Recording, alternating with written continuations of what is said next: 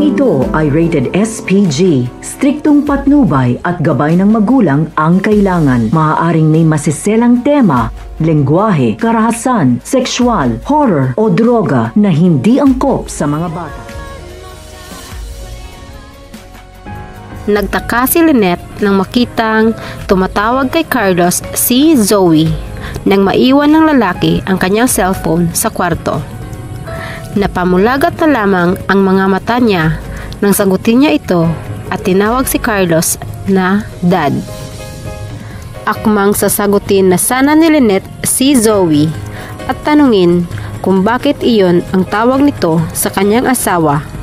Ngunit natigilan ito nang biglang pumasok si Carlos at tinanong kung sino ang kanyang kausap at kung bakit niya pinakialaman ang cellphone nito.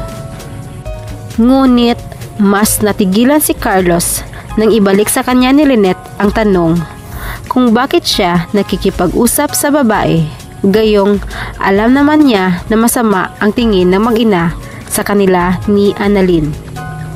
At kung paano niya nagawang makikipagkaibigan sa batang doktor nang hindi niya nalalaman. At ang mas naikinagulat ni Carlos nang tanungin siya ni Lynette kung bakit siya tinawag na ama ni Zoe. Mabubuking na kaya ni Lynette ang lihim ng kanyang asawa? Sa kabilang banda, galit na galit si Moira sa nangyari kay Zoe dahil sa kagagawan ni Don Pepe, kaya pinabugbog niya ito sa kanyang mga tauhan. Wala nang naramdamang awa si Moira para sa matanda dahil sa ginawang pagbaril nito kay Zoe, na kahit humingi na ng tawad ito dahil hindi naman ito sinasadya ang nagawa sa kanyang anak, ay nagbibingi-bingihan na lamang si Moira.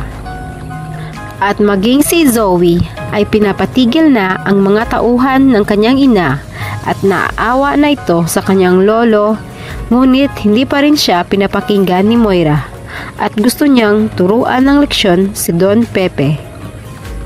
Dahil sa ginawang pananakit ng mga tauhan ni Moira, makakaligtas pa kaya si Don Pepe? Samantala, nakokonsensya na si Zoe at naaawa na ito sa kanyang lolo dahil sa ginawa ng kanyang ina. At nararamdaman ito na talagang mahal siya ng kanyang lolo at napag-isip-isip niya na tama lahat ng mga sinabi ng matanda sa kanya tungkol sa kanyang ina. Na mali ang mga ginagawa nito at dinadamay siya ng kanyang ina sa mga ginagawa nitong kamalian. Kaya nagdesisyon na ito na sasabihin na ang buong katotohanan tungkol sa pagkawala ni Don Pepe. Oras na kaya para sabihin na ni Zoe ang buong katotohanan?